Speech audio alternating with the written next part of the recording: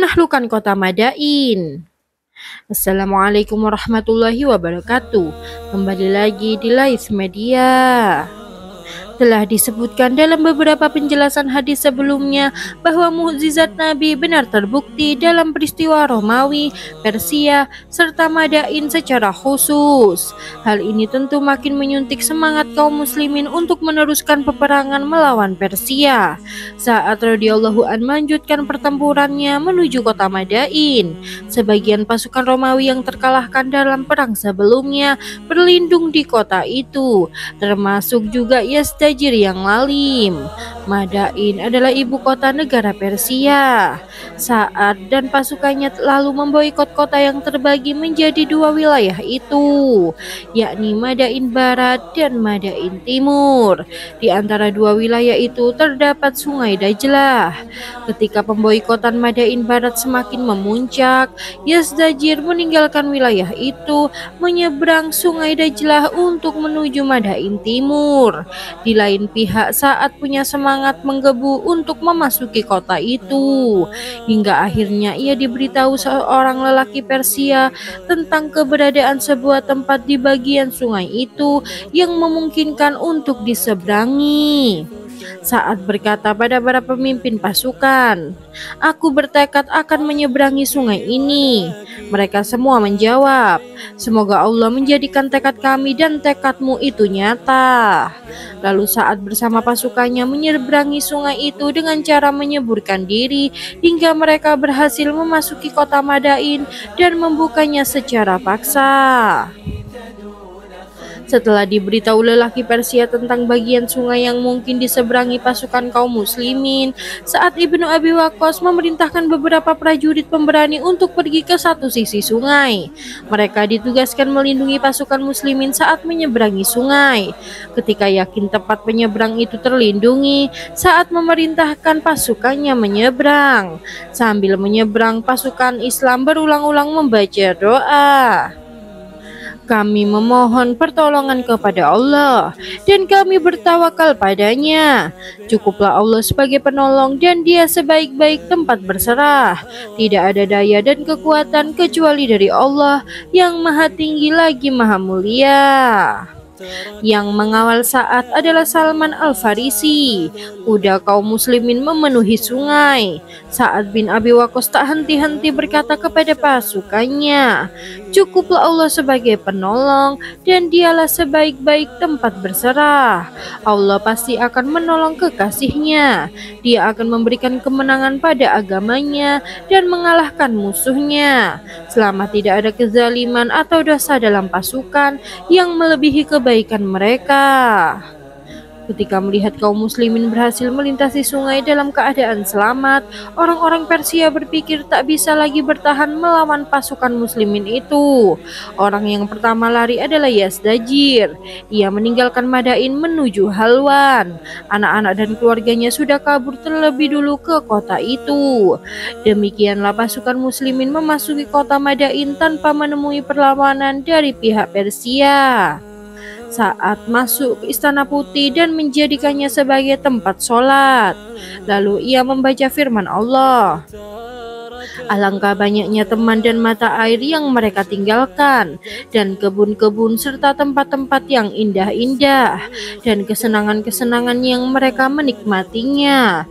Demikianlah dan kami wariskan semua itu kepada kaum yang lain. Maka langit dan bumi tidak menangisi mereka, dan mereka pun tidak diberi tangguh." Quran Surat Ad-Dukhan ayat 25-29. Saat mengumpulkan ghanimah dan harta rampasan perang yang jumlahnya sangat besar, pasukan kaum muslimin yang pertama kali masuk ke Madain adalah Brigade Qo'qo' ibnu Amr, yang disebut pula dengan Batalion Al-Qurasa. Setelah itu menyusul Brigade Asim ibnu Amr, yang disebut pula dengan Batalion Al-Ahwal. Sa'ad bin Abi Waqqas lalu membagikan ghanimah kepada para mujahidin. Setiap prajurit berkuda mendapatkan bagian 12.000 dinar.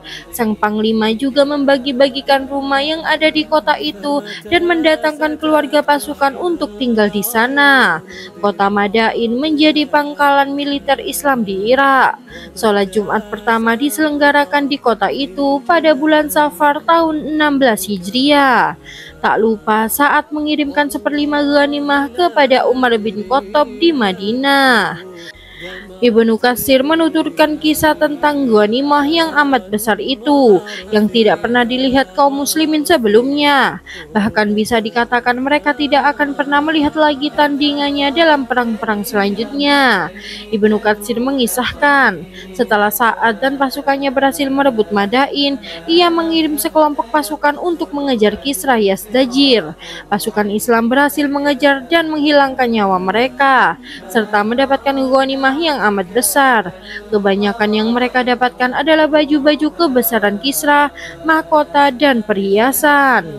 Saat segera mengumpulkan harta benda itu berupa barang-barang peninggalan yang jumlahnya tak ternilai, tak terhitung, dan tak bisa diungkapkan dengan kata-kata. Konon di sana terdapat beberapa patung terbuat dari kapur batu. Saat melihat salah satu patung itu menunjuk suatu tempat, panglima pasukan kaum muslimin itu berkata, "Patung ini tidak diletakkan seperti ini dengan tanpa maksud apapun." Mereka lalu mengambil penghalang yang ditunjuk jari patung itu. Ternyata di belakangnya terdapat harta yang amat besar berupa peninggalan-peninggalan kaisar sebelumnya. Mereka mengeluarkan dari tempat itu harta benda dan peninggalan yang jumlahnya amat banyak. Kaum muslimin mendapatkan sejumlah harta yang belum pernah seorang pun di dunia melihat yang lebih bagus dan lebih banyak dari itu. Termasuk harta yang mereka dapatkan adalah mahkota Kisra yang dihiasi mutiara, mutu manikam, nan indah, membuat mata yang memandangnya terpesona. Demikian juga sabuk kebesaran, pedang, gelang, perhiasan, pakaian luarnya, dan permadani yang bentuknya persegi 4. Permadani itu dihiasi emas dan perhiasan-perhiasan berharga. Di permukaannya terdapat gambar semua wilayah kekuasaan Kisra, baik sungai, benteng, beberapa daerah, kekayaan alam, buah-buahan, dan pepohonan yang tumbuh di wilayahnya. Jika sang Kisra duduk di atas singgasananya, ia akan memasukkan kepalanya ke mahkota itu.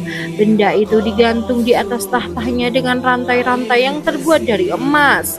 Mahkota itu digantung karena Kisra tak akan bisa memakainya langsung sebab bebannya yang begitu berat. Untuk menggunakannya, ia duduk terlebih dahulu di bawahnya, lalu memasukkan kepalanya ke dalam mahkota yang digantung oleh rantai-rantai terbuat dari emas. Saat memakai mahkota itu, ia menutup singgasananya terlebih dahulu dengan tabir. Jika ia telah duduk, hijab itu dibuka. Para pegawai akan tunduk sujud begitu melihat Kisra telah duduk dengan mahkota kebesaran itu. Kisra juga memiliki sabuk, gelang, pedang, dan baju kebesaran yang penuh dengan hiasan. Ia melihat bagian wilayahnya satu persatu dan menanyakan pada para pengawal yang ada di sana, apakah terjadi sesuatu di wilayah ini? Sang pengawal akan memberitahu kepada sang Kisra tentang keadaan wilayah itu.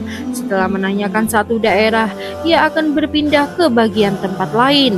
Demikian sampai ia selesai menanyakan seluruh keadaan negerinya di setiap waktu. Ia tidak teledor dengan satu hal pun yang terjadi di wilayah kekuasaannya.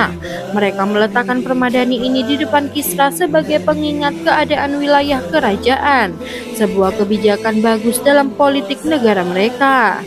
Saat takdir Allah datang, semua kekuasaan dan harta benda itu musnah. Demikian juga kerajaan dan wilayah yang kemudian berhasil direbut kaum muslimin. Mukjizat yang diperlihatkan oleh Nabi Shallallahu Alaihi Wasallam saat kaum muslimin menggali parit pada perang Khandaq terbukti sudah. Disebutkan kala itu koalisi pasukan kafir berusaha menyerbu kaum muslimin dari segala penjuru.